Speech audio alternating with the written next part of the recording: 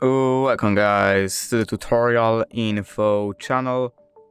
In front of me is Redmi Mi 9 Lite, and in this video I am going to show you how to change icon size on this device.